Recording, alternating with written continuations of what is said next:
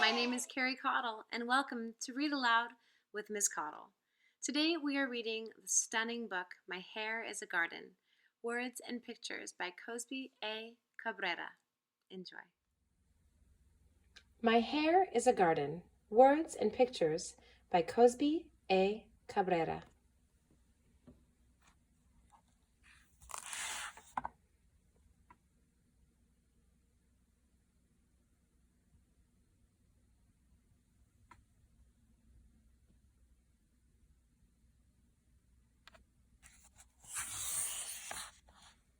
Published by Whitman and Company.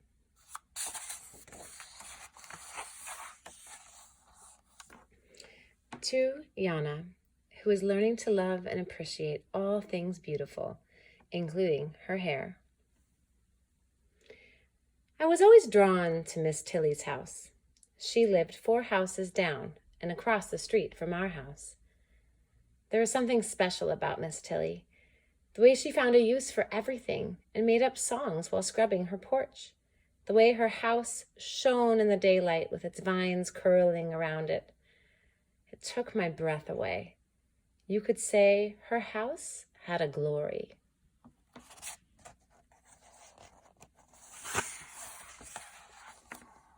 I used to run right into her house when I was a toddler.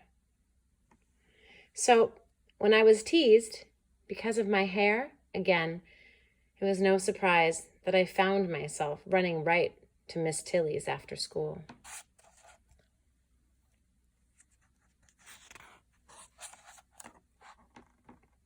She led me to her kitchen table, where she'd been straining sorrel. Its pungent aroma and the smell of steeping ginger filled the kitchen. When my tears came, a slow leak, a salty streak, she handed me a tissue and let me be for a few minutes. Miss Tilly knew if I was looking for comfort, I could go to Mama for that. She knew I was at her house for a reason. She set a cup of the sorrel in front of me, and I took a sip. It went down smooth and tangy and broke through the lump in my throat. I need help with my hair, I said.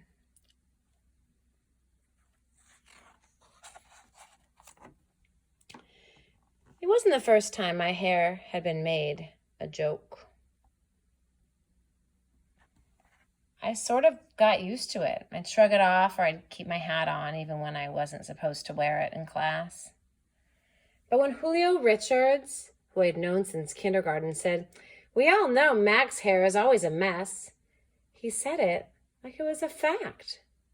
Like we all know the Statue of Liberty is surrounded by water, or we all know George Washington was the first president of the United States.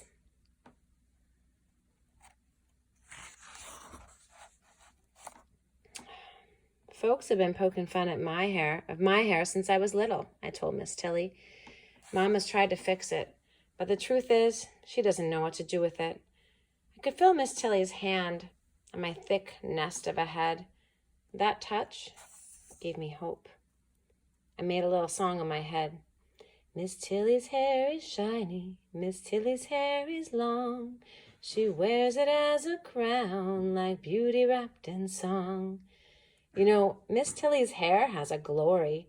Miss Tilly called my mama, who said I could stay there a while.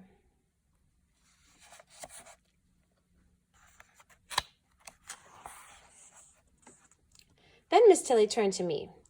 "Now, I'll show you how to shampoo," she said. Shampoo? I know my hair's a mess, but it's not dirty, I thought. Miss Tilly put a towel around my neck and led me to the sink. Normally, I would part your hair in quarters before shampooing, but it's a bit tangled and matted now, so it's best to shampoo first. We'll detangle when it's more pliable. For that, you'll need a wide-tooth comb. I already use a wide-tooth comb, I said. Well, when I use a comb, that is. Miss Tilly took out a large comb with teeth that looked as far apart as the spaces in a garden rake. I nodded. "Oh, right," I said. "A wide-tooth comb." "We'll use this one for now," said Miss Tilly. "Later on, when your hair's trained, you can go back to your usual comb." Trained? Did Miss Tilly mean she could train hair? Oh, yes, Miss Tilly replied. You've got to work with what you have, but you can still tell it what to do.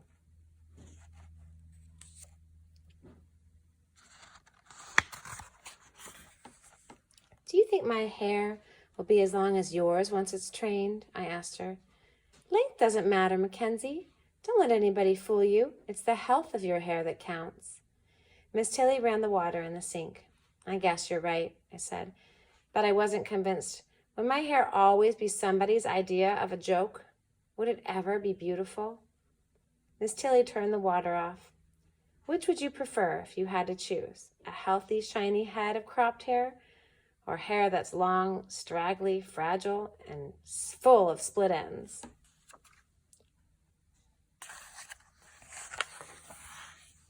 Were those my only choices? These questions were drowning out the song in my head. Miss Tilly looked at me as if she were reading my thoughts. She slowly pulled the towel from my shoulder and laid it on the kitchen counter by the sink, near the drained pot of sorrel. Come with me, she said. She steered me toward the screen door to her garden. Miss Tilly's backyard was a paradise with so many shades of green, bright pockets of colorful flowers and cool shade. Could barely take it in. It was as if someone had taken a big paintbrush and made bold strokes of green, then used countless little paintbrushes to fill in the details. We walked over to a bench and sat down. I inhaled deeply. The backyard didn't smell like the rest of the neighborhood. It smelled, well, alive. I wanted to know every part of this garden. I reached down to feel the ground. The earth was damp and cool. It felt like it was giving me something I couldn't see. How did you create this, Miss Tilly? I wanted to know.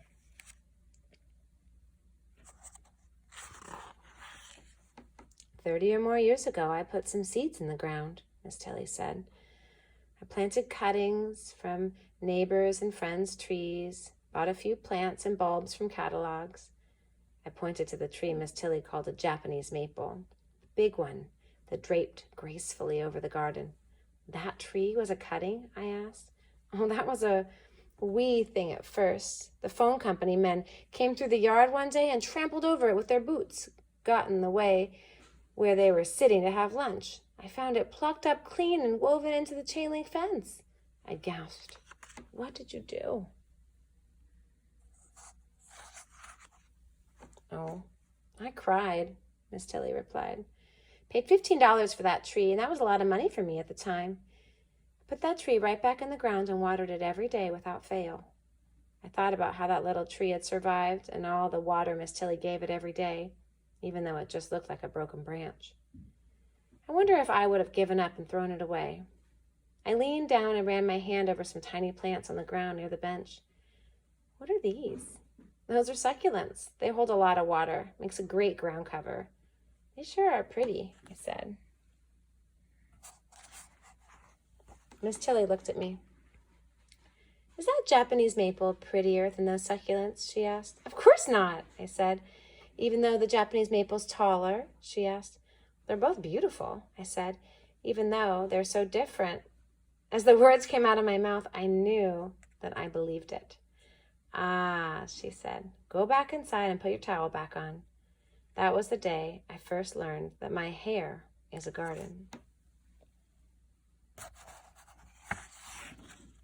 My hair is a garden, and like every good garden, it must be cared for every day. The nutrients in the soil can be stimulated and enriched. My body is the soil for my hair. What I give to the soil comes back to me. I love to eat right. My words are like seeds that I plant. What I think and speak draws a yield. I weed out all opinions that have no place in my garden.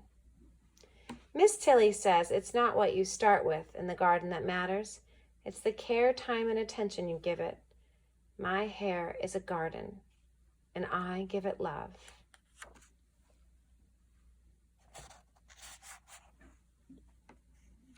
In the end of this book, there's a lovely section. It talks about caring for black hair, shampooing, conditioning, sealing in moisture, detangling. protective styling, trimming, and all about growing black hair.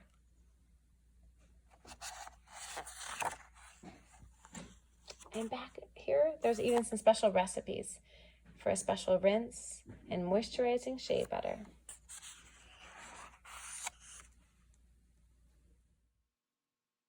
That was My Hair is a Garden. I love this book for so many reasons. One is that it's about caring for and appreciating something that is just about you. And I think that's important for all of us.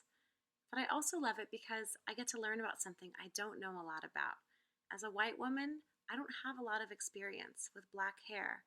And I think it's beautiful that Cozbi Cabrera is teaching so many of us. Some of us who do have hair that is similar to hers or the child in this book, they can learn about their own hair. And some of us who get to learn by reading a book. So thank you, Cozbi Cabrera, and thank you everyone for sharing a little bit of yourselves with other folks. Take care.